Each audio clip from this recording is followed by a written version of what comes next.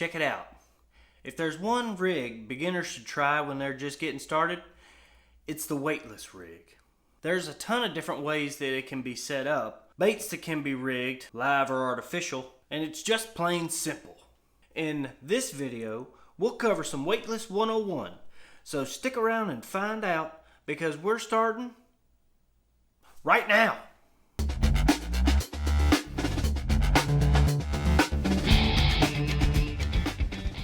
Hey you, this is me, A.D. Ross with Novi Outdoors, where we provide tips, tactics, and techniques for beginners who seek to make waves, blaze new trails, and become more efficient in the great outdoors. If you're new here, welcome.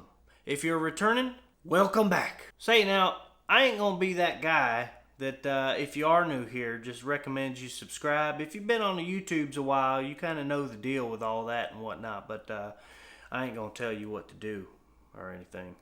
But that'd be pretty cool if you did that. Alright, so what is a weightless rig?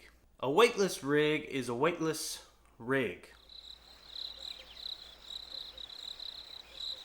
Pretty much, when you're considering a weightless rig, it's going to be your line to your hook. Now you can run a weightless rig with live or artificial bait. Depending on which bait you want to use, live or artificial, I'd recommend the live you use a circle hook. Whereas the artificial, I'd go with the EWG, or extra wide gap, which is a worm hook, by the way. Now we've got another video on hooks. If you want to check that out, I'll include a link down there in the description for you. Now some might ask, what is the best lure to use on a weightless rig? So if you ask me, I'm going to tell you each and every time it is a stick bait. Alright? Also known as a Senko, which was developed by Gary Yamamoto in the 5-inch. This happens to be a Bass Pro model that's 5 3/8 inch, but I'll include a link for that down there in the description if you want to check that bad boy out too. But I throw these all the time, and you know what, when you're a beginner just getting started, this is a great bait to start with because, like I say, it is just awesome. You're gonna catch a lot of fish on this. I promise you. I mean, I've caught tons of fish with this little dinky thing right here. And you think it's not too much, but tell you what, fish love these bad boys. Next on the agenda is how to rig it. So I'm going to flip the camera around real quick and show you just how to do that right now. Now, dang it! Alright, now that we figured out how to make a solid transition there, we're going to jump right into how to rig the weightless rig. So what we've got here is our 4/0 EWG hook that I was just talking about, and I've got it tied on to 20-pound braid with a Palomar knot. Now if you're interested in learning how to tie the Palomar knot, I will include a link to a video we've done just recently in the description. So now that we have that, we're going to take our stick bait here. This is a 5 3/8 inch from Bass Pro. This is a bluegill flash. So we're just going to take this bad boy. And so we have the curve in our hook that we're going to run this straight up through. If you can see that, it's going straight down the middle of the bait. And we're going straight into it all the way up to that bend. So it's up to that bend. We're going to poke it out now. Alright? So just poke that out, then we're going to run this bait all the way up. And then we're actually going to turn it so it jumps right up on the edge of that bend. Now what this does is you're going to be able to cover the knot and the eyelet of the hook. Now that the knot and the eyelet of the hook is covered, it's going to look a lot more natural underwater. Now typically you wouldn't run straight braid unless you was in real dark or murky water, so keep that in mind. You might need to tie a leader on there if the water's a lot more clear than some dark dingy water. But at that point, what I like to do now is I like to pinch the bait right where it meets the end of the hook. So we're going to pinch that bait, and then what we're going to do is we're actually going to bend it to where our fingers are, and we're going to insert the hook And there's one or two ways that you can do this. Now, I personally like to do what's called I like to Texpose the hook, but you can also Texas rig it, which buries the hook. So let's go ahead and Texas rig it first. So instead of coming all the way through, you're going to go about halfway, and then you're just going to drive the hook through the bait, just like that. So now you can't see it. It's completely weedless, and you've got that thing covered up, and it's ready for a strike. Now, I'll show you a difference in this, is the amount of pressure that a fish is going to put on this. Now, I'm pushing. Now that hook comes through, there's not a whole lot of room to catch in that fish's mouth. So let me go ahead and tell you how I usually do it on a daily basis. That's a little different. It's called Texposing. So same thing, we're going to pinch right at the end of the hook, and then we're going to turn it, we're going to bend it, and this time we're going all the way through, just like that. And you can make sure that you got it right is when you can line this thing up and it still sits straight, just like that. And then what we're going to do here is we're going to actually pull this bit of material, and we're going to put it over top of that, the tip of that hook, so it looks just like that. Now, for this part, you see how much less pressure we're going to be adding?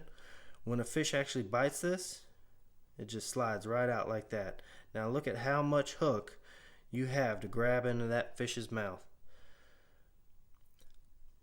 So that is the Texas rig style and the Texposed hook, which we covered the second time. So we just bury that in, bury the tip of that hook in there, just like that, and it gives it plenty of room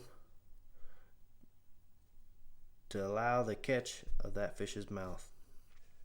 So when you're considering how to fish the stick bait, for instance, for the example that we're talking about here today, there's a couple different things that you can do with it. You cast it, let it fall to the bottom. You'll feel it hit the bottom, and then you're going to do little twitches, right?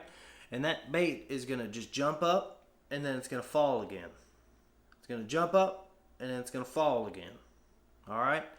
And that kind of action right there is what triggers a response for the fish that you're trying to catch. Primarily bass fish is what we're talking about here. I'm going to be plain and simple. Now, another way that you can fish a stick bait on a weightless rig is by swimming it. You can swim it along, and by doing that, you're going to be able to present that bait in a different water column, because you want to go with your baits by the water columns, which a water column, I'm talking about how high it is in the water, from the top of the water all the way to the bottom. So swimming it along the top of that water column is going to give it a different presentation for those fish that are primarily looking up to what it is they're going to eat. So with all that, you've got the fall and twitch, and you've got the swimmer. I like swimming it a lot of times. In one of the previous videos we just recorded with the first Novi GoPro session, we was swimming it and they were eating it. So it depends on what it is they want for that particular time of day, or that day as it is, but you're going to have to let the fish tell you what they want, because they'll do that by eating that bait. Lastly, where are you going to want to fish this stick bait that's weightless, rigged on your line?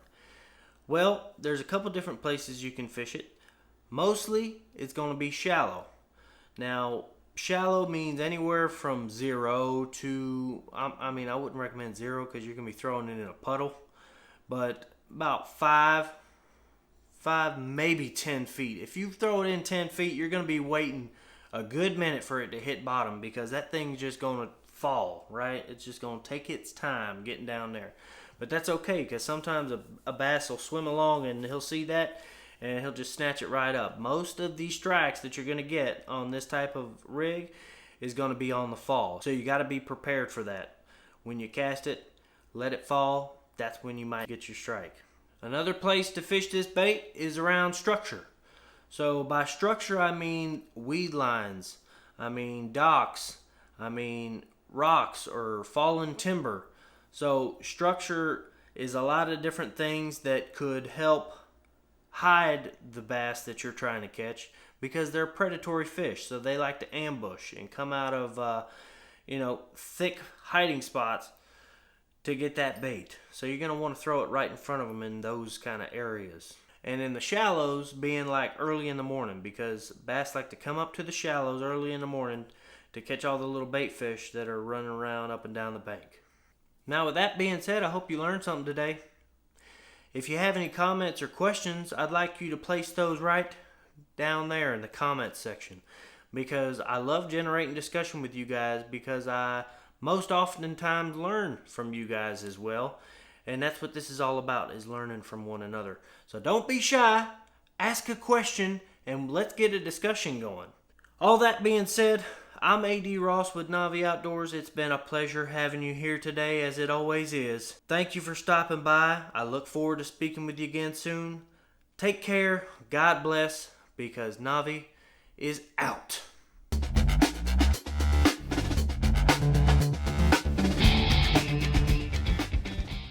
Now, as far as that weightless rig is concerned,